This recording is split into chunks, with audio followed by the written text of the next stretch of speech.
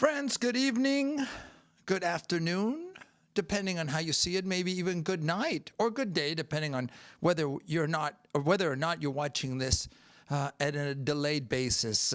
We are live at night. We can consider this night with Soccer Talk. I'm Alex Parra. It's always great to be with all of you, and thanks to all of you that take the time to be with us, following us. For us, by the way, and I want to make sure I get this right, day number 18 of our coverage here on Soccer Talk of the World Cup 2026.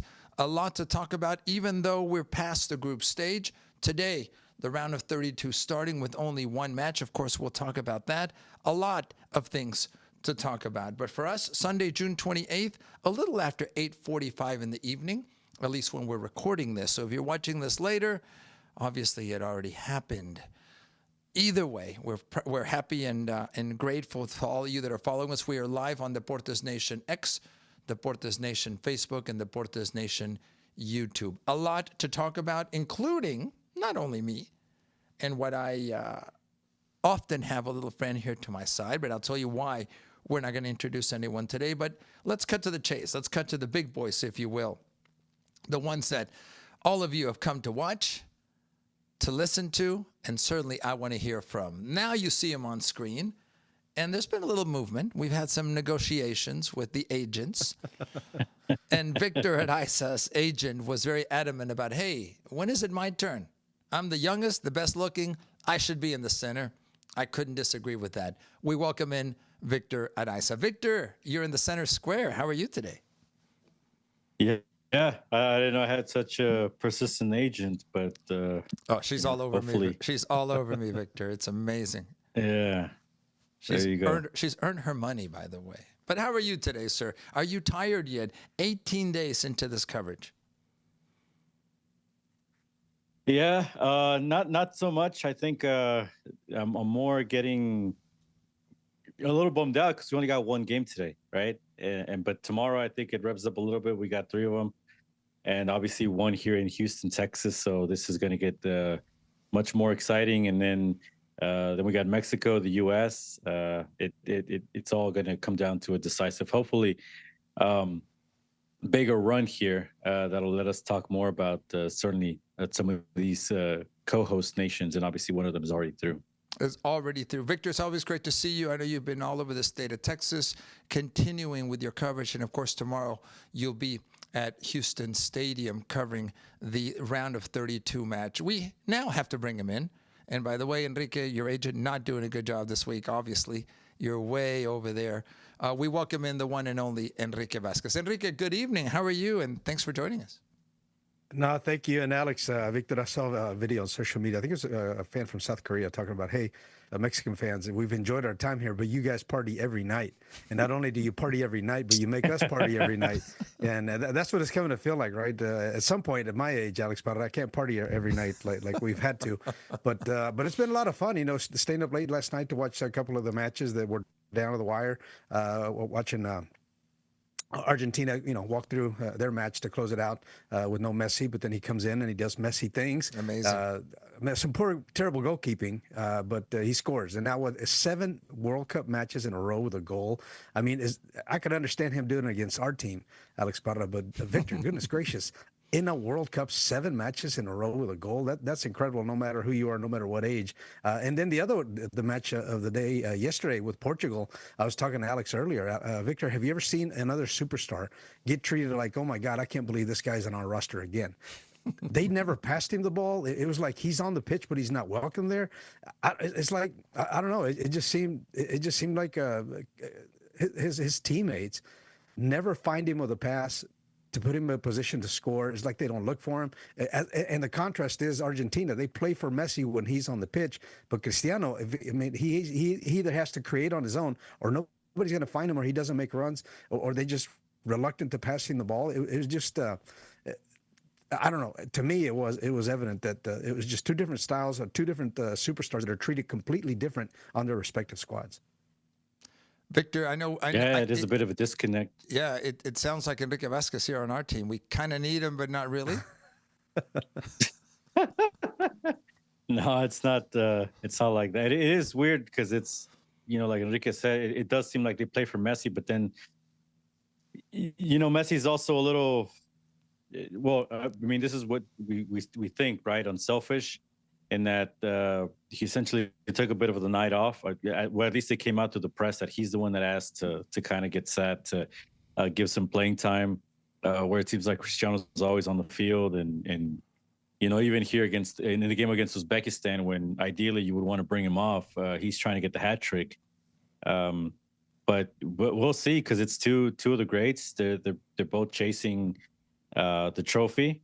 They're both on different sides of the bracket, so if we ever get to see them, it'll be in the final, and that's or the third place game, I guess. But we'll see if they're able to get there. But one thing that I was thinking about too is Messi at one point retired from the national team, right? Because he felt too much pressure. He kind of left, and he kind of was wanted back by fans, and that's kind of led us to where it's today. And Cristiano hasn't really had a break with Portugal.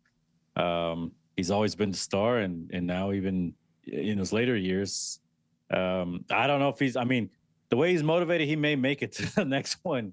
I mean, if all he's doing is playing Saudi Arabia anyways, I wouldn't put it out the question. But you got to think this is the last try, and they got to figure this out. And in the group stage, it's not as strict, because they were able to kind of get past here, get past the group. They 3 places go through it in certain groups, but now that it's the decisive matches, I think we're going to see certainly the pressure level go up, and we're going to see if that continues to be a disconnect, or if they just figure it out, or if Cristiano gets benched, because that's another thing for the manager too. Now, Victor and Enrique, and we got a lot of stuff to talk about. We'll talk about Messi, but Enrique, I to piggyback off your comment about Cristiano Ronaldo, sometimes superstars often are selfish. Look at LeBron James. Look at Michael Jordan.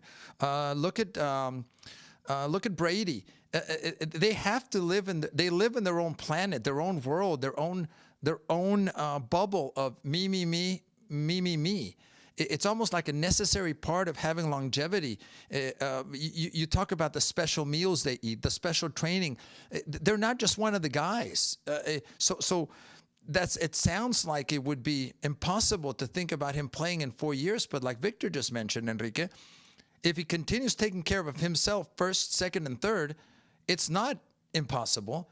And that's what almost you have to do to be at that level, mentally, physically, and emotionally. Yes, he's not one of the guys. He's the superstar. Well, but you can still be a productive part of the team, and he just hasn't been. I mean, obviously, it's about him scoring goals, or like you said, there's no reason for him to be playing in that match in the end. Really, he needs the rest. He is 41 years old. Everybody talks about he's maybe lost a step, and for the good of the team, somebody should have made that decision. Hey, you know what? There's no need for you to be playing out 95 minutes of action in the third match of the group stage with what we're trying to accomplish, which is win this whole thing. Again, if it's all about him scoring goals, nobody's going to pull him off the field. But for the good of the team, he should have been playing at their end. There's no need. Let's start with another superstar, Enrique. Yesterday, and we had our Katie Umaña there at the stadium. But when we were talking yesterday about this match, it wasn't complete. You just mentioned the late goal, Messi coming in as a substitute. Victor, you and I were live on when we were monitoring this match in Group J. But let's talk a little bit about the ambiente, and also Victor is again one more game finishing up in Texas, in Arlington. The fans were there to support. The party continues in Texas, and certainly last night I think people got their money's worth. Yeah, and there's been more images coming out on social media. I think we've seen one of the ones that have gone the most popular is essentially the whole concourse, the end zone side of the Dallas Cowboys Stadium. And it's all Argentines, and they're all jumping and they're all celebrating. And I think for a lot of people, it's not just, like we said, the eye opener of how big the sport is, but it's also, look at what these environments could be, these NFL stadiums that we've seen, with football games, and it's a different feel, right? And certainly there's passionate NFL fans too, but it's those same stadiums, and you see them now. some of the chanting, I think there was just more chanting yesterday with some of the singing around right during the game. Obviously when Messi goes in, again the post match, people even climbing on some of the stuff just to. I mean, it's surreal stuff maybe for the U.S. We see this every World Cup, and I think again, even outside the stadium, to see the multitude of people just congregating, celebrating, even fans that aren't have other jerseys, because we've seen this in different stadiums, even the losing teams, like the Jordan fans who are here for the experience of the World Cup, who are going to support no matter what, who probably know their team's not gonna win, but they, they're still in part of that celebration. And again, it's just maybe a different feel to what many people see every Sunday, and they got to be thinking, because I've seen some of these comments online, they're like, man, maybe these stadiums, all they needed was to be soccer stadiums, or they act better as soccer stadiums. Again, I know this is only a 1 month thing, but again, I will see if the NFL or any of this stuff catches on to some of the American sports also. Enrique, you're our NFL expert. Yeah, it is a different feeling. And even when you go from NFL football to college football, and big time college football, it's a whole different feel. It does. You get a different presence of the fans. Obviously, with college football, when you have 80,000, 90,000 full stadiums with a band, with the cheerleaders, and just with the excitement that is college football, it is a little bit different.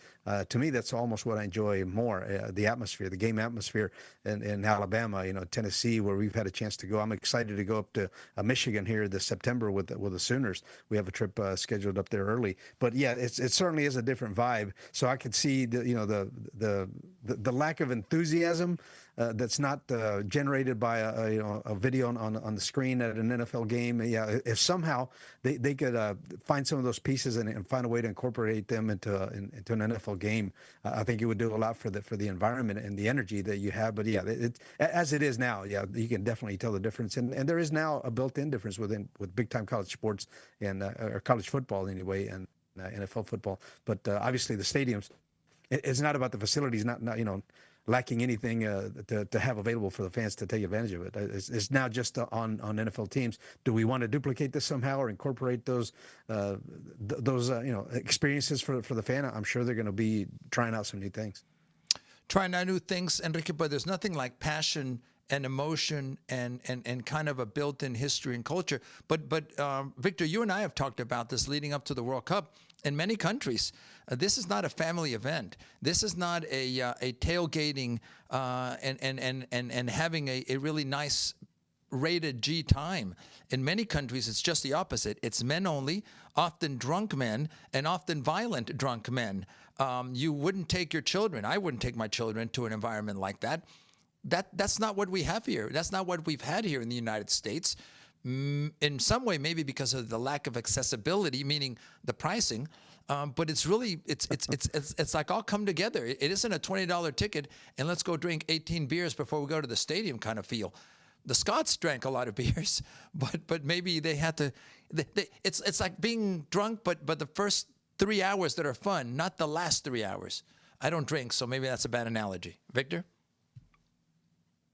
Yeah, I think even in some of these countries, there's probably different sections. There's ways for everybody to enjoy it, but yeah, certainly it's the most popular sports, and obviously you get some of the rowdier fans.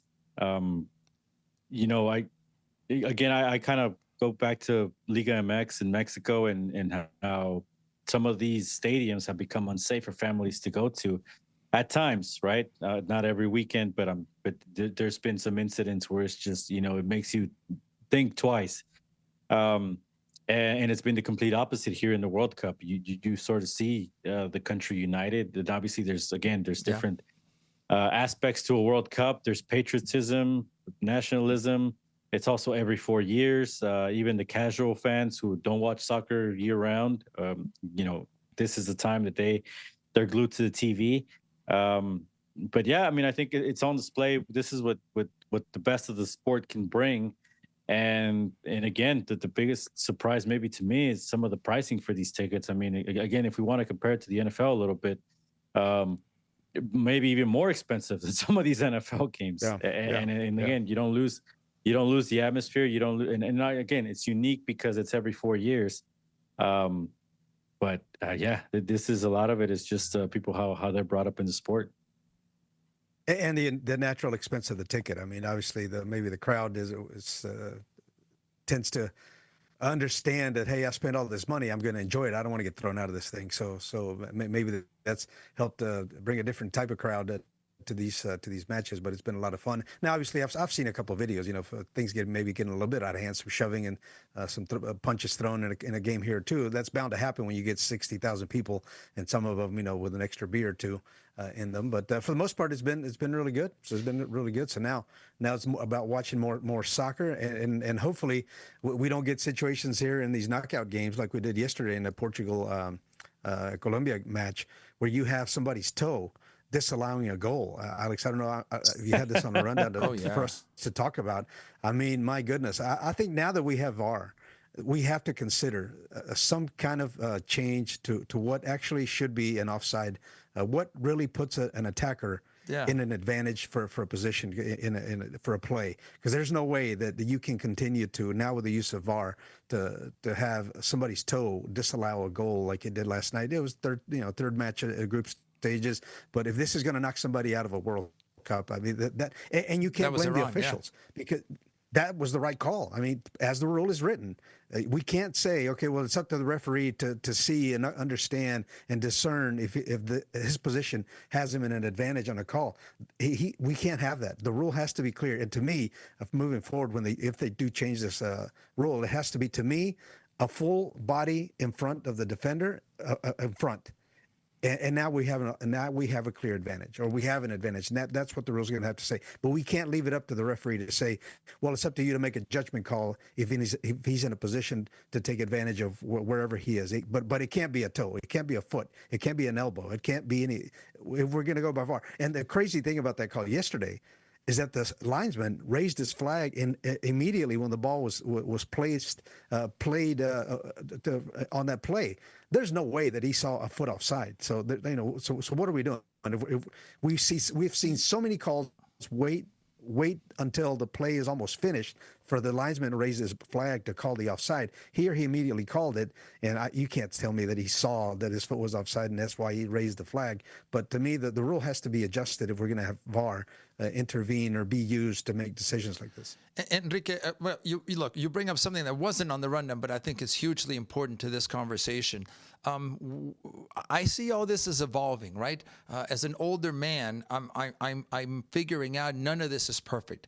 And let's apply the offside situation and technology now. We can certainly at these tournaments, certainly at big tournaments, go and see exactly, literally, whether it's an inch or less in an advantageous position. But clearly that goal should not have been disallowed because of that. So I think the rule is going to evolve and continue changing. But think about this, Enrique. If we'd had this VAR back when England played Argentina in Azteca, Maradona and Argentina, history would have been changed completely. Clearly that was a handball. Clearly that would have been disallowed. Clearly that might have changed history. So my point is, things are evolving. It's never going to be perfect, I don't think. But Victor, what is your take on the offside and the use of technology? And I think to Enrique's point, I think we need to rewrite it. But Enrique, it's like changing the Constitution, right? There are certain things that require so much approval from the people, I guess. In this case, would be FIFA to change those rules. They already made changes for this World Cup. Yes, there are amendments to the Constitution. They didn't ask anybody. There are amendments to the Constitution, and some are common sense, like in this case. Victor, your take on it? Yeah, it's tough because, again, it's kind of like using data for coaching. I mean, at what point is it overkill? At what point is it too much? I think the whole point was, let's bring in data. Well, not data. In this case, let's bring in technology. If there's a call that the referee missed, or if the ball crossed the goal line and we have proof, right? I think that's kind of what it was supposed to fix. But now it seems like we're getting every little minuscule detail, and it's certainly hard to explain. when it's a call like that. Now, if the assistant saw it that way, and I always kind of defer to whatever they see on the field first. And if you got to use technology, use it. But yeah, I think it is kind of overkill here with the technology a lot, where it goes to VAR for a lot of calls consistently. Where I think it was kind of supposed to be like the fire emergency, right? Where you got break the glass if necessary, but it's in case of an emergency. It's not for every little call during the game, because but that's where the sport is. Everything's disrupted now. Now we have commercial breaks that we call hydration breaks, and a lot of this stuff is. We're playing 4 quarters now. We're playing 4 quarters now. It's not halves anymore. Man, I tell you what, though, in Miami yesterday, I bet maybe one of the first matches in the tournament so far, Victor, where it really the guys really needed that hydration break. Yeah, no, and again, and that's why it was brought in. It was for it came in when that World Cup in Brazil, when the temperatures were too hot, and it was in that environment. That's where the hydration breaks were implemented, and that's and even then, I think there was some arguments. Eddie Robinson, for example, who used to play for Dynamo here in Houston, was like, well, isn't that kind of part of the home field? Should that even be there? Because so what, when you go to play at altitude, are you going to get hydration? Oxygen. Like hydrogen breaks, oxygen breaks? Yeah. It's, so at what point do we, respect the home field advantage? And that's another debate to be had. But I mean, again, I think that's kind of where we are now. And it's what's implemented. The other one, we don't get to talk about it as much anymore, but 5 substitutions. I mean, that was supposed to be a temporary thing for COVID. And now it's, now you basically get to have, you change the strategy of a game now in the second half, and you get, there's different windows, and you get an additional substitution if you go to extra time, which that's going to come into play now that we're in the knockout stage. And if it goes past the 90 minutes, that's another extra player, and sometimes that's even used to switch out the goalkeeper for penalties. A lot to talk about. But in the end, if it's all about producing better soccer, I could buy it. I don't mind. If we're going to finish out a game that's been contested, that's where the players are better fit to finish out the last 20, 25 minutes of the match, then why not? If it's going to make for better sport, better finish, and we're going to now in the knockout stage head into extra time, I don't know that this hurts. It's not like your grandpa used to play it, but the athletes run a heck of a lot more than they did back in the day too. Enrique, we have to understand that. You're mellowing with age. I remember you were a purist a few years ago about the rules and the way that things should be, and now you're making a lot more sense, sir. I'm proud of you. Well, I mean, I don't know. I don't know.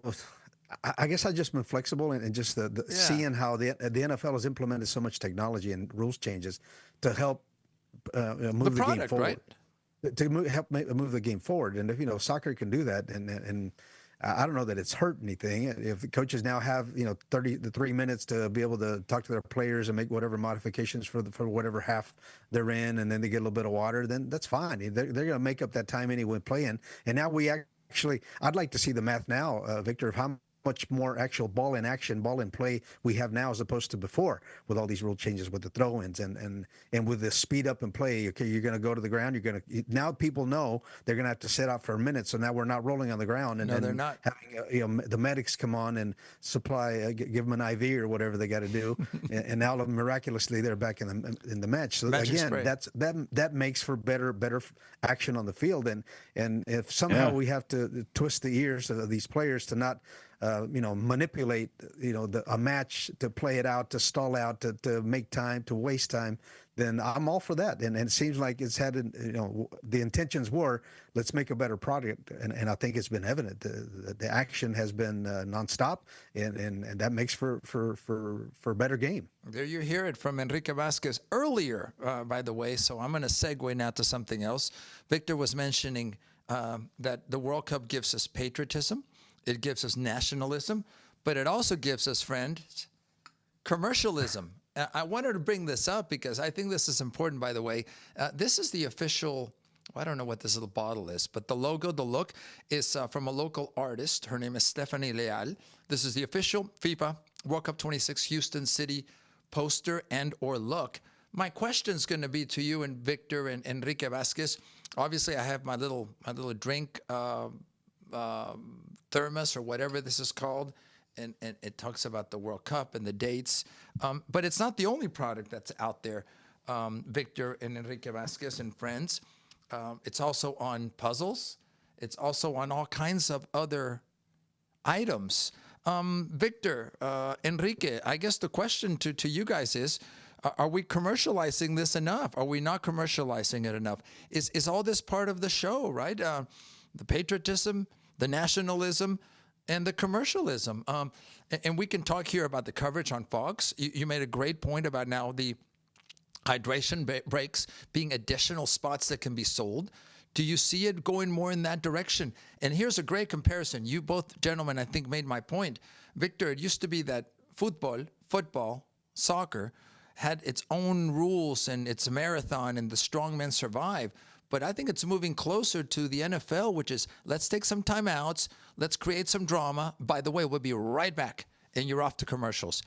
I see this continuing to evolve in that way, where you're going to get in the breaks because this is a show. It's commercialism. It's selling a product. There's nothing wrong with that. It's just going to be different than it was. As I show the puzzle again. That's for you, Victor. Yeah, I mean, unfortunately, I think you're right. I mean, it's no going back. It's kind of full speed ahead, and this World Cup has been, exactly that, and people blame it, on the United States, probably because there is a lot of customers here. Let's put it that way. I mean, again, because of all the immigrants that live here already. That brought the sport with them, or that live the sport, that follow it, year round through their local leagues or through their domestic leagues or back home. I think there's just the interest is just hiding here in the U.S. It may not be seen like a big soccer country, but every time the World Cup comes around, the U.S. is up there as one of the most traveled. As one of the top countries with the most travelers to the World Cup. So again, this was no surprise. Again, I think what's astounding is the amount of the ticket prices and what is essentially the get-in price to these games, the attendances. I think we just crossed 4.6 million across all the games. Wow. And there's no lack of demand is the thing. I mean, there's nothing. That's why to me, it doesn't compare, with all due respect to the NFL, to NBA, to baseball. This is a world sport, and you mentioned it. I mean, there's interest across the board. There's money to be made everywhere. Probably like with any sport, there was probably money to be made all along. But now just where we are in sports and commercialism today, I mean, you can make money off of everything. And, we're not to the point where, at least I don't think, because certainly one of the big issues with sports has been, I need a subscription for this, for that, for everything. And at least this World Cup has been, I mean, you probably have to pay if you want to watch it. I mean, if you have Peacock to watch it in streaming or something like that. But as far as just watching the game over the air, at least in the United States, it's available. I think in most countries, I would say that's probably an option. And maybe that's also been a key of why commercialism has to be part of it, because you need to have commercials to be able to keep it, free for everybody and not keep it behind a paywall.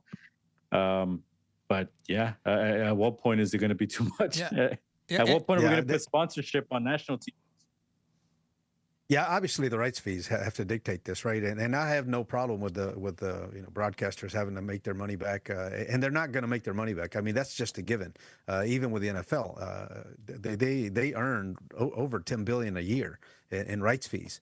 And so, the broadcasters have to make their money back. So I have no problem with them, buying, finding another commercial spot to be able to add and some inventory and make some money back. But it's not like we're out of control on the soccer side. I mean, one break per half, is not going to kill anybody. So I think it's still manageable.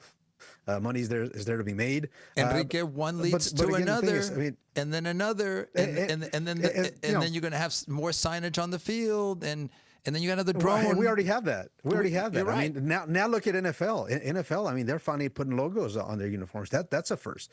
Baseball is doing it. The NBA is doing it. So they're sort of finding little things from each other to be able to share and commercialize it. Because in the end, obviously, the players want to be paid.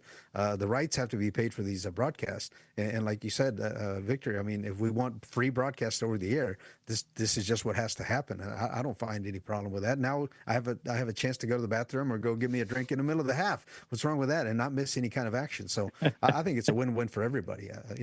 And I was going to say something else, but now I lost my train of thought. Well, when you brought up you going to the bathroom, I think that stopped my concentration too about everything. Yeah, no. Well, here's the thing.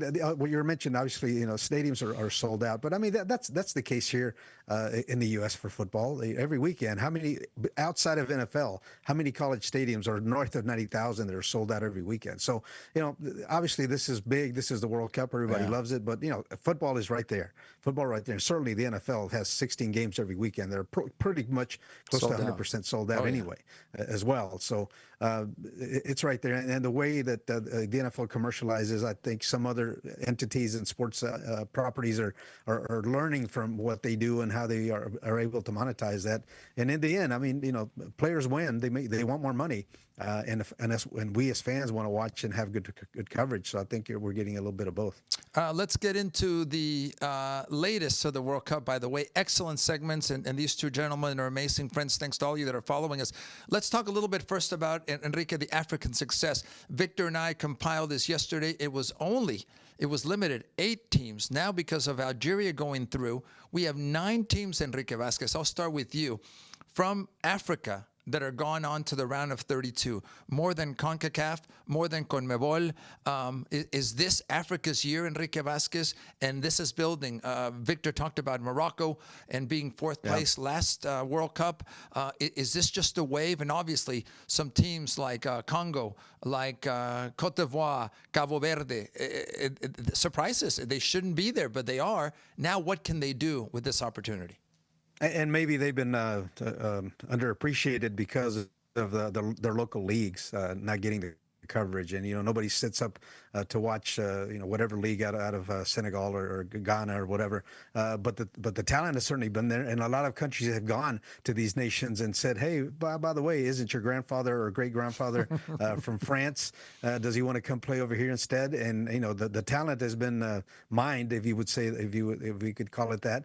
But now they're producing some very good soccer, very good athletes, and obviously this has been great for that federation. 9 out of team going through. Unfortunately, now South Africa has been knocked out with their 1-0 loss today to Canada. But I mean that's awesome to see. And obviously all of those that said let's expand the field and were doubted, like me, now have to recognize that the quality of the game has certainly grown. Where we talk about in CONCACAF, the distances are much narrower. Certainly that's the case with this confederation. And not only are they competing, but my goodness, that some of these teams, Morocco, of course, we may find a couple of teams here out of this group that's going to make a deep run, Victor. And all of a sudden, we have to really consider that this concept of expanding the field was really right all along. Yeah, I'm looking, I think percentage-wise, we probably, CONMEBOL only has 6 teams participating, so I don't know if we want to, the difficulty there, and Uruguay is really the only failure. Obviously, Europe gets the most out of everybody. They got 60 nations in the tournament, but look, I think it's certainly the ability for some of these nations to keep some of their players, or, if they got players that, they couldn't make it to the French team or Germany or one of these top nations, but they want to play their national soccer, and they're playing for one of these teams. A lot of these players, obviously, like Enrique says, I mean, we're probably not watching their leagues, but a lot of these teams are, for that same reason, or their passports playing in Europe. So they are top athletes, right? Again, I think for me, the biggest question here is going to be how deep can one of these teams go? How much was Morocco run last World Cup a bit of a lucky run? Or is it going to prove to be, hey, look, Africa's on the rise and one of these teams could get to a final? That's where I still think, let's see, because so far Only Europe and South America have produced the World Cup champions. That's true. And look, there's still a lot to be determined in whether or not they do anything with the round of 32. As Enrique mentioned, we already have the first match that was played today. We know the result. Canada, literally almost in the last second, not quite a couple of minutes left, taking the victory 1-0, that match in Los Angeles. Victor, I'll start with you. What did you think of that match? Look, to me, we were just talking about the product on the field. This was not a technically amazing match back and forth. It was kind of middle of the road, I'd say, compared to matches I've already watched. But the drama was, of course, that now we had to have a winner. I was getting ready for extra time. I was getting ready for it to keep going. And Canada found the way to do it, to win it and continue on. Your thoughts, Victor, about Canada and Marsh moving his team along? Yeah, not very inspiring. And I mean, I guess you could say if they held each other to a stalemate for almost the full 90 minutes, and then in stoppage time is where the goal came in. The thing here is obviously, I think certainly Canada was the one that was underperforming a little bit. We talked about Alphonso Davies and how he hadn't got on the field, and how Canada probably hadn't done its best. Once Alphonso Davies hit the field, you saw a different Canada. You saw a different intensity. You saw them go forward. And ultimately, they got the winner. South Africa maybe left a little bit too much to be desired because, like we said, I think they were playing with house money. Didn't necessarily go for it all, I think. And, well, I think whatever it was, had it been fear, had it been an experience, they don't do enough to go through. Maybe they were waiting for extra time, and that was their mistake. But I think the better team went, at least on paper, I think went through. And lucky for Canada, they were able to avoid extra time. Lucky for Canada. And Enrique, your thoughts? Canada continues as one of the host nations. I still see both the United States and Mexico also getting through.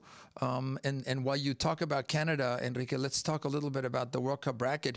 But Canada, the first team moving on to the round of 16. And are headed to Houston, right? That's correct.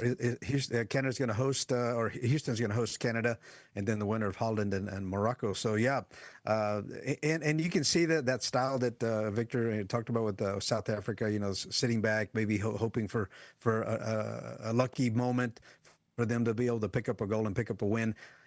And to know that not too far along ago, that's how U.S. played soccer at this level, right? They were the tentative nation. They were the nation or the team that played hoping for a mistake, hoping for an opportunity to take advantage of an error. And then that's how you're going to counterattack and score a goal. And now how the U.S. is able to play now, and it's on them now. They're favorites, I would imagine, at that Bosnia game coming up on Wednesday.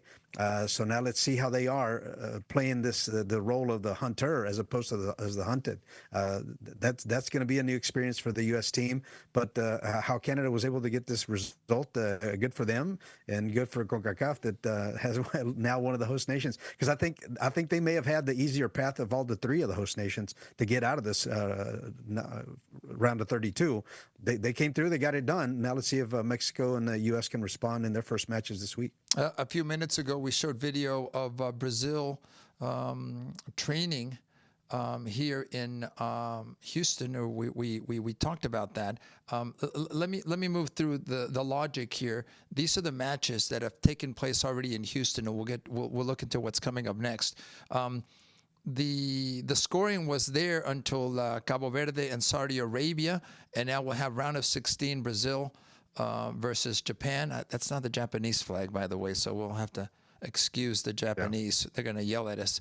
But in general terms, Victor, now we are getting ready for this round of 32 match, Brazil versus Japan.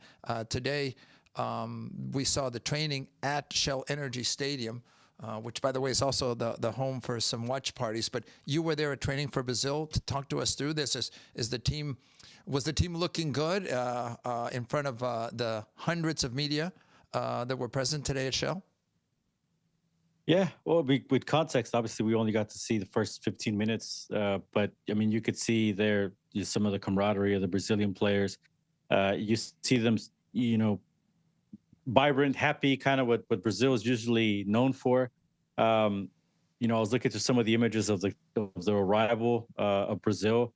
A lot of fans waiting for them out here in the Galleria area by the team hotel, and a lot of the players. I don't know if this is going to surprise anybody, but signing autographs. Neymar, Vinicius, you know, signing a lot of hats, a lot of jerseys.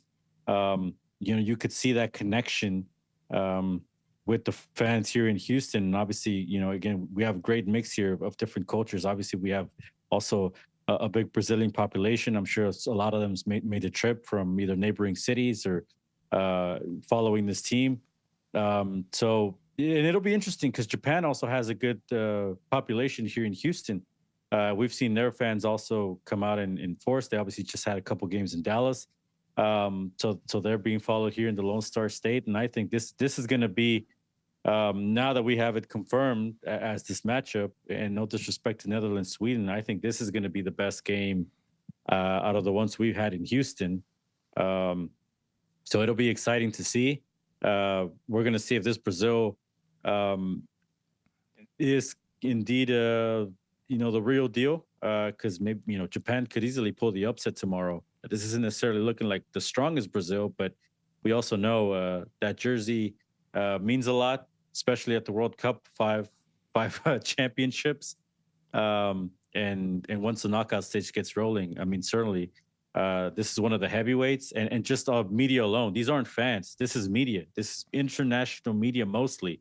I saw a few familiar faces from local media here. Peter Warren with the Houston Chronicle, Luis Ortiz with KHOU. But other than that, I mean, few and far between. This is basically all Brazilian media following the team, some Japanese media as well. And I think, again, just media from all over the world that are following with what's the equivalent of the Yankees, the Cowboys, name the team. The top team who gets the most media attention in every league. I mean, this is Brazil at the World Cup. Enrique, you know that this is not a heavy training with so many matches and preparing for tomorrow. These are light movements. It's stretching. It's keeping loose, and you've got to find that balance, right? With so many games consecutively, with every game kind of adding more mileage. This is light training. A lot of this, as Victor mentioned, is to get people, the media, a look at what's going on behind the scenes. But this is really light relative to what they're going to be going full speed tomorrow. This is the real thing for both Brazil and Japan. And then also, what an advantage for the winner of this match to play at this stage of the match, of the tournament, and then do it indoors. I mean, thank God they're saying that we don't have to play in this heat. Whenever, you know, can you imagine playing this outside at noon here in Houston? Obviously, maybe they schedule a match here in Houston later at night if there's no, you know, air-conditioned stadium. But the winner is going to be in considerably better shape than, because we're playing this match indoors. So obviously, whether it's Japan or Brazil that advances, to play in Houston at this stage of the tournament and not have to deal with the heat, where, you know, that may be the case in Miami, or even at some point some matches at SoFi, Los Angeles. It's not an air conditioned stadium, and sometimes the heat there's just no air, no movement of wind, and that you know, they can take, as we're talking about the minutes adding up for all these guys, and you're talking about this is light training, and obviously you have to take that into consideration now as you move forward. Minutes and time, and the amount of work that you put in off days, and how do you recover. It's going to be a clear advantage playing here in Houston for these two teams and moving forward, whoever the winner may be. Victor, let me localize this. As you know, friends, this Shell Energy Stadium is the home of the Houston Dynamo. Is this an opportunity to market your team, your MLS team, to these superstars, both for Brazil, for Japan, for other teams that have trained at the stadium, Victor? We know that, for instance, Dallas, the home of FC Dallas in Frisco, is hosting teams that train there. Is this a time for Pat Olmsted and the local team to say, hey, guys, we're here. Isn't this a great facility? Look at our city. Can it not be a way to market the local team for maybe potential future acquisitions? No, obviously it has to be. I think if you're in this sport, and if you want to thrive, I mean, and there's no time like the present. Literally, this is the biggest event in the history of the sport in our country. I mean, bigger than '94, with all due respect. This is a big impact World Cup for soccer in the United States, and if you're not trying to latch onto this, then maybe you're in the wrong field. But look, the Dynamo got a few shout outs today, just for again, some of the media members here doing the reports, doing their live check-ins. They're acknowledging this as the training ground of the Houston Dynamo. They're not necessarily referring to it as Shell Energy Stadium, right? So there's a little bit of that. Obviously, there's a Dynamo connection with Brazil for this season. I believe 4 Brazilians on the team. Guilherme, who's not only your top star, but a former teammate recently of Neymar at Santos in Brazil. Obviously, Lucas Halter, who they just got from Brazil as well. Artur, who's your captain. Antonio Carlos, who's been the captain on occasion this year, defender. But for me, that's why it's a little bit of a bummer that the team kind of left town to do some, I guess like a second preseason here in the summer before they return to play. When it was kind of projected that Brazil was going to be here playing in Houston. You have that connection. As far as your question with the scouting, I would imagine they. I don't know if they're necessarily looking at players, just because I don't know if some of these World Cup players are in their budget, and maybe that automatically disqualifies them from. I mean, I would be looking anyways just to see if there's something here to be gained. Well, but Victor, forgive me. I think the seed isn't you get on the field and you shake hands and you're giving him your card. I don't think it's that overt. What it is a reminder, maybe through agents. Hey, remember when you were in Houston? Did you like the stadium? Did you like the facilities? Especially if the teams win? And you're right. You may not be trying budget-wise to sign Neymar or Vinny, but maybe the 18th player that played on the World Cup squad, and you market that. So I think getting on the map, having worldwide media at Shell Energy can be a boost for the Houston Dynamo. Fair? Yeah. I would say they kind of have some of that with the guys they brought in this year, the talent-wise, I think. I mean, I think Guilherme has shown his class. I think, and some fans I know are having Neymar on the wish list, more so because Neymar's been linked to a move to MLS, right? And he's been linked to, out of all places, Cincinnati, Ohio. So why wouldn't Houston be in the running, right? Especially with our Brazilian population. With all the Brazilian steakhouses down here, with the amount of fans that have shown up to the team hotel. And I think it was Marquinhos that said in the press conference, this is about as beloved as they felt during the World Cup, in the World Cups that he's participated in. So it shows you, again, the power of the Brazilian fans, at least here in Houston, Texas, for this game. But again, I don't know. We could probably go on for hours here if the Dynamo are doing enough to capitalize on this. I'll give you a quick comparison because I went to Dallas for one of these games, and I actually I'm going to drive to some of these other ones, but for this one I went to Love Field. I went into Southwest.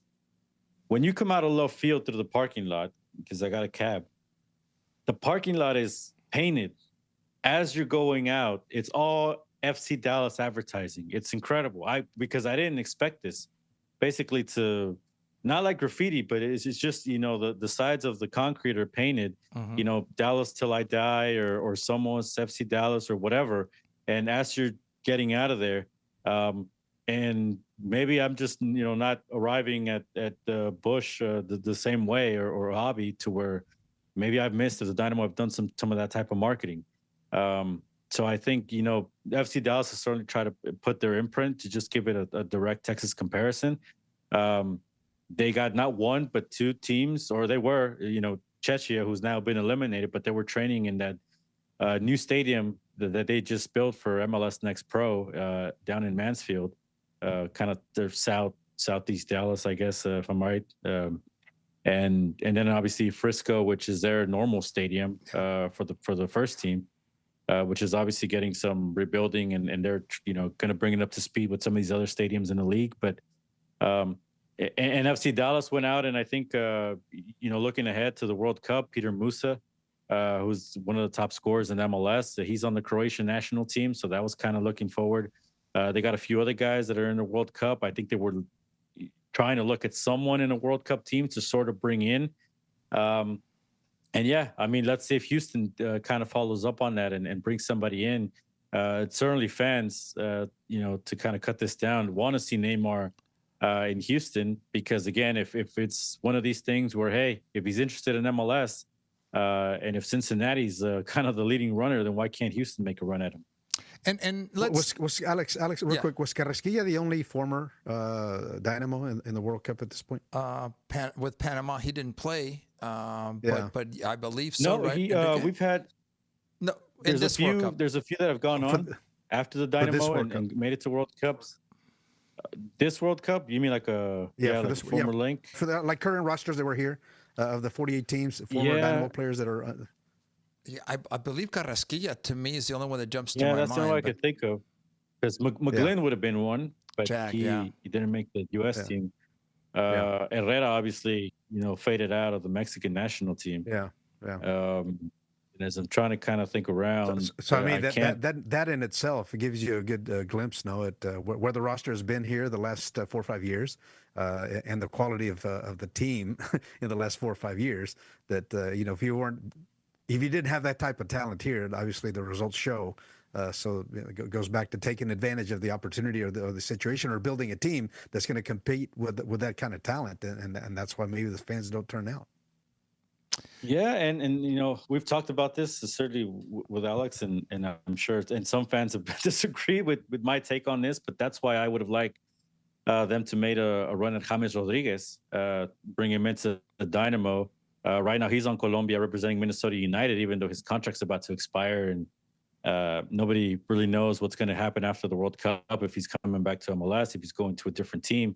But that's a player you could have gotten to sort of make promote the World Cup. Obviously, there's a huge Colombian population here. Huge. Maybe that's a player that they could look at and bring post World Cup. I don't know if they're even interested. But yeah, it's been a while since, I think Brazil might have been the last World Cup where they had a player directly in it. That's when Bonet Garcia was still on the team, and he was on Honduras, and he was the only active Dynamo. Well, Brad Davis was part of the U.S. team at Brazil for the U.S. This last one, we knew Hector Herrera was on his way to the Dynamo, or was he already? No, he was. Dwayne de Rosario, right? Wasn't he an active Dynamo player playing for the Canadian national team? Someone's going to have to help me with that one. That's the only other one I can think of. Yeah, right? I don't think where he was with Dynamo. And actually, now that I'm thinking, did Herrera make it here before the World Cup? Because I guess then that No, would be Herrera made it here. 2008. No, that was Chicharito coming here in 2008. No. But, Hector Herrera. but playing here, yeah. Hector Herrera signed and then played in the World Cup, right? Oh yeah, he was. Yeah, Yes. He was part of the Houston Dynamo. Yeah, so there you go. Yeah. Yeah. I remember we had the press conference, and then he was like gone because of And his World granted, Cup Mexico, it commitments. was like the worst World Cup for Mexico in a while, because they didn't get out of the group Yeah. stage, and that probably didn't bring as much buzz as people would have liked. So But yeah, for this time around, I think they were betting McGlynn was going to make it, and I think he he should didn't have make the cut. Yeah, unfortunately, he was injured. Let's talk about Shell Energy just a little bit more relative to the Mexican national team. So this makes sense. The watch parties, or the watch party that's coming, Victor, when Mexico plays their round of 32. And you mentioned this last night, and I'll start with you, Enrique. 20,000 people plus were there for a Mexico game already. Fiesta de Fútbol. What are they calling it officially? Someone's going to have to help me here. Noche de Mexico. Noche de Mexico. Thank you very much, Enrique. Is this a good idea? And so far, one's been announced for the Mexican national team watch party, but not for the U.S. men's national team watch party yet. It shows obviously the fans. Yeah. Yeah, obviously they have a good idea who's going to be willing to come out, who's been willing to come out so far right now and have the biggest turnout. So yeah, you got to cater to the fan base and to the people that are going to come out. And so far, it's been the Mexican fans who have come out. And like I said before, we started out the show. Mexicans know how to party. You only need an excuse to party, and no matter how hot it is or not, they're going to come out and in what's going to be a tough match. You No, know, and once we start Alex talking has been about saying that Shell Energy Stadium has to have a roof or people won't fill that place up. I have said that. I have said Yeah. that. I didn't say Mexican people, so that was my caveat. That I can keep that to myself. Look, I mean, and look, I'm going to go off on a cultural tangent a little bit, Victor and Enrique. You see the faces, you see the jerseys. This is what you, Victor, have been talking about for nearly a decade. How do you bottle this and keep it in town so that it isn't just for the Mexican national team, right? And we've known this, Enrique, when Mexico plays games in the United States, they are home games for the Mexican national team. But what happened to the Herrera experiment? Remember, he was brought in with big fanfare, huge introduction, one sellout with Hector Herrera, maybe two maximum at this beautiful stadium. I think having a roof would help, to be honest with you, Victor. Yeah, I mean, but how do you bottle this up so it's just not a viewing party, but it's every night there's a match for Houston, you have 22,000 people there? Enrique, I'll start with you. It is possible, isn't it? Is this that moment where this pivots? I mean, it's possible if you do it the right way. I mean, but I don't know how in depth you want to be at this, but at that time when he was here, Alex Parra, you know, we were producing the broadcast in Spanish for the Dynamo, and not one time was he made available to us on a one-on-one sit-down interview. And we were the official broadcasters of the team in Spanish and Espanol, and that, so somebody dropped the ball. Whether it was he was too busy, or that's a fact. Maybe somebody else decided, hey, we don't need to do this. I mean, they dropped the ball. There's no way around it. So things have to change in how they do, because obviously the fans are there. They're willing to come out, and you know, regardless of how hot it is or not, if the event is worthy of their time. Obviously, going to a game, you have to buy the ticket. So they just have to make that connection. And unfortunately, for whatever reason, the franchise just has not been able to do that beyond their first championship couple seasons. It was said at the time, we need a better facility. We need Hispanics on the field, on the pitch. That has been improved, and that has been the case now with this new building. Some Hispanic soccer players have come through the roster, but things don't change. So obviously things need to change if we want to see this kind of a capacity for a Dynamo match on a regular basis, but it's been a while since that's been the case. Victor, I don't have to give you much here for you to guide us to what you think should happen, but how do you bottle this up? How do you not just have a viewing party for the Mexican national team, but every single game have Dynamo fans out there? And of course, I don't even want to talk about Lamar Hunt U.S. Open Cup games on a Wednesday when you get 5,000 people out there. Yeah, well, that's why to me, it's almost a big question mark is why is the team, out of the East Coast, make a practice session before Mexico game or something. I don't know. I've come up with a creative way to win some of these people over, but I've always said it. I mean, I think it's easier. That money you want to spend on the roof, Alex, take a fraction of that, trying to convert some of these fans or to just come out to a game, make them Dynamo fans instead of trying to make fans out of people who probably don't like the sport and are just maybe casuals and maybe are Houston sports fans, but don't know anything. That's where I think, it's an easy fix, but yeah. Go ahead, and one more thing also. I mean, I don't know what kind of restrictions there may be. There may be plenty that FIFA says, no, this is a FIFA event. There's no way that I'm going to allow you to sell your product on to my customers. I don't know that may be the case, but it might be. I mean, with all the limits that you have. I don't think it's the case here because this is an MLS event. This is outside the fan festival. Yeah. The thing that worked out here is that because it's right outside the fan festival. So any fans that can't get in because it's only 7,500 people, you get the overflow of that. And some people have caught on that they're having these watch parties anyway. So, and again, they just want to be around the environment. So, Victor, are these run by the county, or is the Dynamo directly involved in these watch parties in their building, in the stadium? No, this is the Dynamo. The Dynamo, but more so, this is an MLS deal because all across the several MLS teams is this soccer celebration theme. Different cities are doing different things. Austin FC, for example, they're doing it at Auditorium Shores, which is essentially a park right there in by the river, right downtown. It's not at Q2 Stadium, right? Like what the Dynamo are doing, but it's a watch party in town. Seattle did this cool thing where they basically have like a big boat pontoon, I guess, and put a big screen and are having fans with that experience. Again, every team's doing it differently, but this is more of an MLS campaign. So they're not doing. I'll give the Dynamo credit. I'm sorry. Go ahead, Victor. Yeah, go ahead. No, I was going to say. So I'll give the Dynamo a little bit of credit, but this is more of an MLS campaign overall, like nationwide. So if they're not doing Apple TV subscription passes or season ticket discount packages and introducing them to the fans here, that's where they're dropping the ball then, basically, right? Yeah, well, I mean, I haven't been down there, so I wouldn't be able to tell you if maybe they are. But I think just from what I've seen from people that have gone to these things, it's an easy, like I said, it's an easy go-to because it's right outside the fan festival. It's obviously become a destination, I think, even more than the team probably expected. Because I was hearing a interview here with or at least a clip of an interview here with Jessica O'Neill for another outlet with Bayou City Soccer. But, I think they maybe are surprised at how big the turnout was. I don't think they expected to have a full stadium for that Korea game.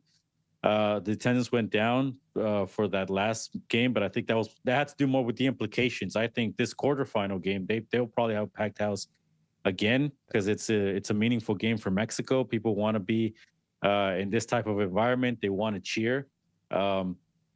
I hope it's an eye opener for them because I think we've said it till we're blue in the face what this market could be, and now they have it in their building. Again, they have Hector Herrera. I know it's not a complete fix with him, and we've talked about, he's also not a Chicharito or a Vela or that type of star, but there's something to be worked with there. So Victor, we can talk about the rest of it if they can go for Raúl Jiménez. I mentioned James Rodriguez just so you can get another sector of the Hispanic population here in Houston with Colombia, because obviously, I mean, if you got $9 million to spend on a forward that's not scoring goals currently, and people are upset that he's not scoring goals. I mean, you could spend money on some of these stars that maybe don't cost that much as much as you would think. And even if they do, I think are, a bit of a marketing push, right? More so than competitive side, which sometimes you need. And maybe that's not the call for the coach or the sporting director, but that's the call for whether it be the team president or the owner. But man, I mean, this is just Mexico. Like I said, we've seen Brazilian fans show out, Japan, when LAFC was here with Sun, Korea fans came out. This is a fervent soccer market. There's no reason the Dynamo can't be a bigger attraction in town and fill this place up at least, if not be a rival to the other sports teams. So Victor, correct me if I'm wrong, because what I'm hearing, to me, it's relatively straightforward. I don't want to say simple, but it's straightforward. If you see this many fans show up for a viewing party for the Mexican national team, okay, that tells you everything you need to know. They're not showing up for the Brazilian national team. They're not showing up for any other team. They're not even showing up for a game on the pitch. Well, my point is this: for an event. if you know that's what's filling the stadium, you get more of it. And you make, forgive me, I know I'm going to get, someone is going to get mad at me. You forget about the Central American players that for years were coming here, okay? Decent players, certainly not any players that were playing in Serie A or in England. Well, you don't have to is my point. But, I mean, you can have a mix of everything, and obviously probably a little bit of a heavier push to the Mexican market, but I think you can. That market, Victor, they have 3 or 4 Mexican national team players here, even if they're the 18th player on the roster, and really go for the Mexican connection. Here's my question to you, Victor. You have more of a history than I do on the Houston Dynamo. They've never had multiple Mexican national team players or have even tried. Am I right? So that has not been tried yet. Oh yeah, with national team for sure, because Herrera has Right. been the biggest thing He's they've the had. And only Cuba one. was essentially a French player. And Enrique, you remember the players we used to interview from that were Mexican playing in Houston. They weren't even starters on any team in Liga MX. I don't even remember the names. Enrique, we interviewed one at Rice Stadium. Remember, he was supposed to be the next Landin, among others. Just there were busts here.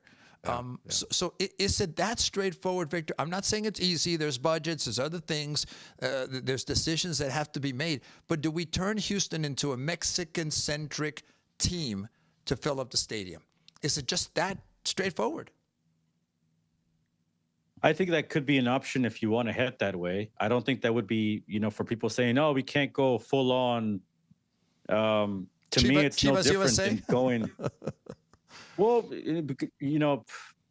it's not going to be completely that way, but I mean, it is a big part of your identity in this market, whether you like it or not. Whether you want to make that a part of the identity of Dynamo, then that's their choice, and they get to pick what they want to do with that. But I think it's a lost it's a lost opportunity if they don't. Again, I see them put big efforts and I'm Houston born and bred, so I can understand what they want to do with the H-Town connection and the rap and the Screwston and all that stuff. But you put that much effort into all this stuff, a Trade the Truth T-shirt that they just put out. To me, there's no reason why you can't match that effort or even put more into it to get some of these Mexican fans. Because again, I think you're right. Maybe they're here strictly for the Mexican team, but it's not it's not such a far-fetched crossover. They still love the same sport, right? You're not trying to convince them from rap music to soccer. It's soccer to soccer. Yeah. That to me is the easy fix. And I think these people are proud to be Houstonian. They're proud of where they live. They could identify with that. And if this is showing you anything, is that if people can identify with it, can care about it enough, they can part with $20 or $30 or whatever it is to come out and see a team if they believe it represents them. Yeah. Which is why we've I've certainly talked about this with the Dynamo and what it could be. Again, Enrique just said, Mexicans love to party, and any weekend around town, you can go up to Escapade, or you can see any concert, or you can see just people being at home, carne asada or watching Liga MX. But Mexicans got money to spend. They work hard. They also party hard, and they can spend on entertainment, and they're just not spending on the Dynamo. So that, to me, that's why I would say, hey, you can party here, bring the part, come over here every once in a while, bring your kids, make a family atmosphere. And then I go back to it. It doesn't even have to be exclusively Mexican. You can weave in the Central Americans, the South Americans, Africa, and Asia has a big, and obviously Europe has a big soccer-loving population. So you only got 20,000 seats to fill. The World Cup here tells you you can basically fill out 60, 70,000 seats capacity stadiums every day, multiple times a day. Again, I think you just gotta put in a little work and make them care. Victor, this might be an eye opener for many people, including the organization. But here's the good thing: that it is being done. Instead of saying, "Oops, we missed the opportunity," it is being done. And maybe, Enrique, that's one thing you can take from here. Again, I'm seeing this World Cup forcing many of us in the soccer world and beyond to make some changes, culturally, socially, commercially. Enrique, I'll give you the last word, and then we'll talk about tomorrow's matches. Well, I mean, ultimately, also you have to win, and it's been a while since this has been a winning franchise and a team that has been competitive not only in the Lamar Hunt tournament but in league play. And it's been a while, and we remember those matches back in the late right after they got there, 2009, 2008, when they were taking on Pachuca all the time and all these cross-country tournaments, and they were competitive, and they were right there for the MLS championship. So, we got to bring that back, and maybe that's going to help, of course. When you have teams that don't win and can barely score and just not entertaining soccer, that doesn't help. And now you have excuses. Man, it's too hot. I don't want to go out there and watch a bad team. It's too hot. Don't give them an excuse. put a good product on the field, and the fans are going to come out. And proof of that has been, this that we've seen. They're showing up for a pep rally, basically, and they're withstanding the heat and they're there. You just have to go get them. They are there. I know this is a once every 4 years situation, and certainly there's a lot of support for the Mexican national team. Gentlemen, let's jump to tomorrow. We were going long on the program today. 3 matches tomorrow, the round of 32. Victor, you will be at Houston Stadium, without a doubt. Brazil, Japan. A very interesting matchup, but you cannot dismiss the other 2 that are interesting matches. Paraguay could pull an upset, and Morocco, Netherlands also promise to be a very interesting matchup. I'll start with you, Victor. How do you see these 3 matches tomorrow? Well, I certainly think that first one's probably going to be the most interesting, just because we're gonna get I think the people that go down there are going to get their money's worth one way or another. Whether Japan pulls an upset, whether Brazil shows its strength, whether this thing goes the distance, and we see high drama, maybe into extra time or penalties. Yeah. I think it'll be the most entertaining game out of the day. No disrespect to Netherlands, Morocco, or even Germany, Paraguay.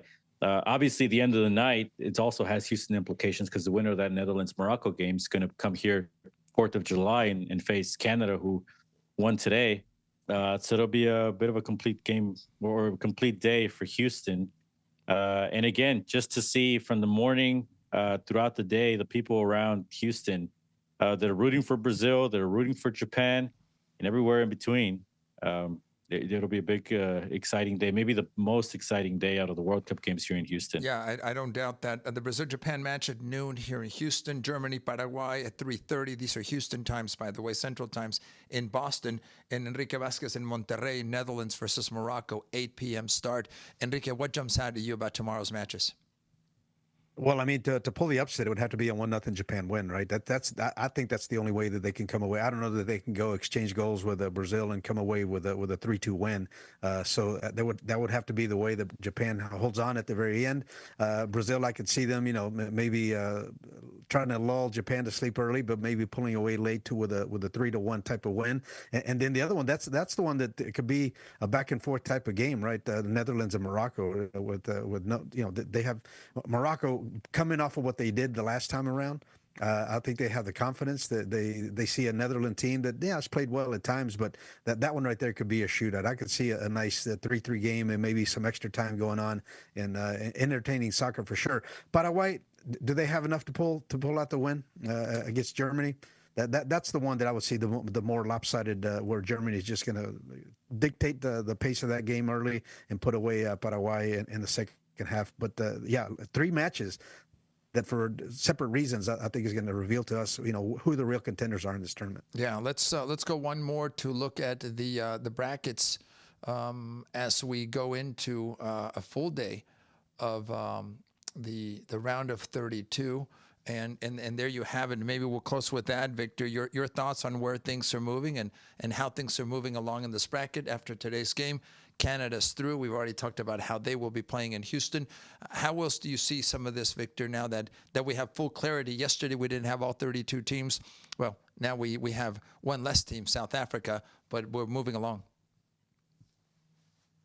Yeah, and certainly, look, all that, something Enrique was saying earlier, the conditions, I don't know if they, they're going to be playing in AC, Brazil and Japan. So maybe that helps Japan out a little bit more. And actually, I think, maybe all the money they've been making from the tickets or whatever it is, they're pumping AC in that building. It's actually been a little, I don't want to say it's super cold in there, but I think it is a little cooler than I've usually felt that stadium. For NFL games? Yeah, it's that open window. It's that open window that you're raving about, Victor. When that actually starts circulating up in the boots. I mean, it's nice, but I'm saying, like, if you're a player in there and you're sweating, and it's it's one of those, like, you're sweating indoors. I'm sure it's a different feeling from some of these other games, like Germany or even like the Netherlands, Morocco are going to play up there in the mountains in next to El Cerro de la Silla down there in Monterrey. Ivory Coast in Norway also, I think they're playing up in Dallas, so that's also going to be an indoor game. So that's that's just some of the factors here. Canada advances today. I thought that was huge for them. When you go back and kind of look at the bracket, they would have been in Vancouver for the first game, and then had they advanced, even though it would have been, Colombia or Ghana had they been on that side, I think it would have still been in Vancouver. So they have missed out a little bit of that, and we'll see what they do here in Houston. Maybe a lot of Canadians will show up, but I'm that's kind of where I'm seeing if Mexico and the U.S. can match that as they go along, because again, one upset here and that would kind of destroy what all the momentum that they've built through the group stage. Enrique, earlier we spoke about the African nations. Of course, South Africa out, but still 8 other nations then remaining. They're playing with house money, and Victor and I have used that term. They have nothing to lose. The quote unquote more established, bigger nations have more to lose. But we'll see tomorrow, starting with Morocco, what these nations have in many ways. How do you see that piece of it, or what else jumps out at you, Enrique? Some countries seem to be destined right now, like Argentina, but if Mexico gets through Ecuador, they've got to face England. To me, unless there's a huge surprise there in that first game, England and DR Congo. Yeah, well, I guess the main view that I get of this is that every one of these 32 teams has certainly earned their way here.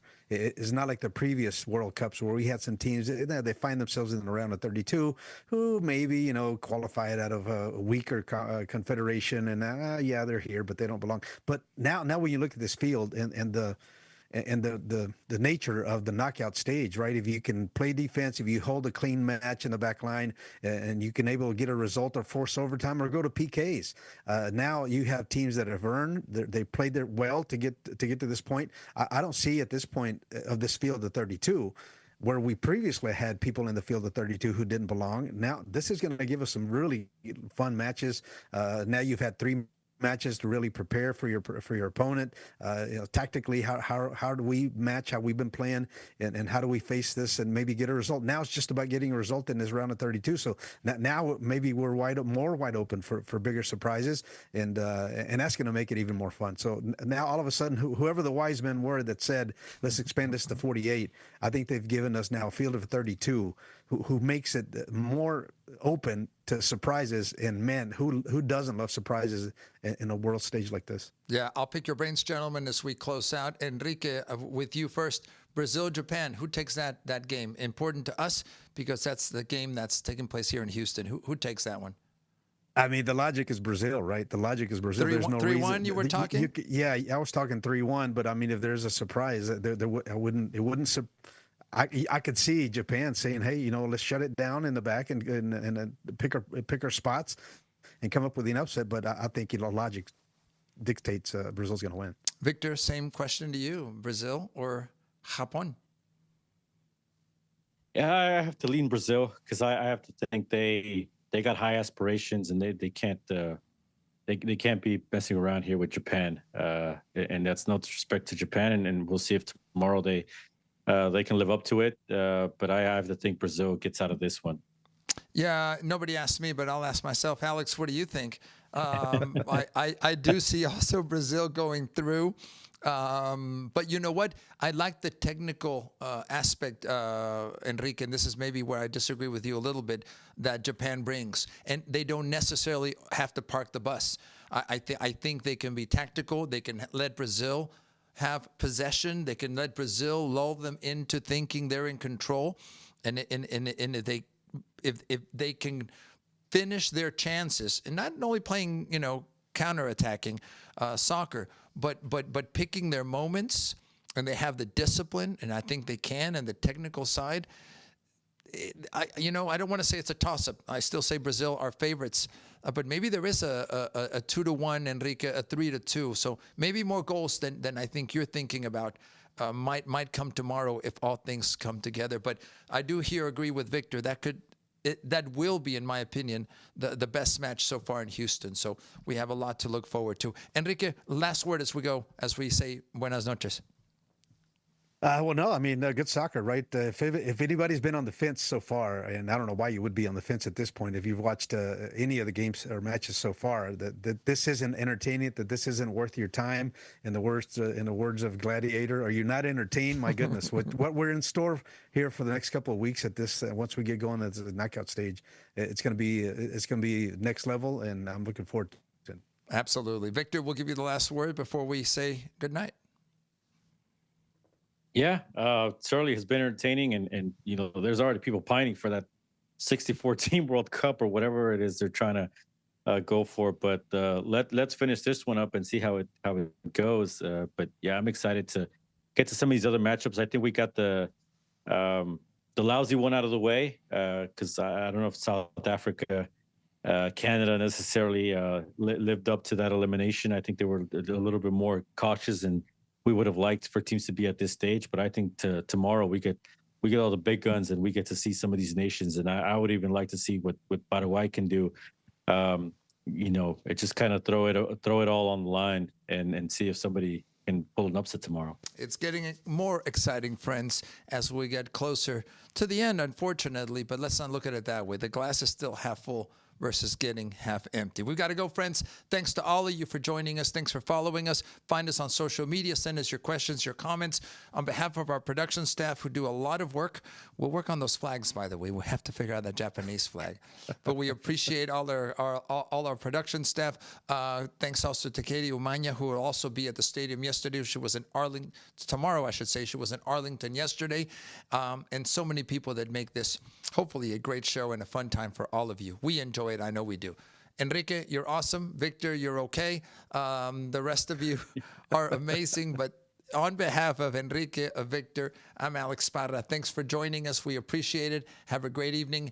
Have a good night. We'll talk tomorrow.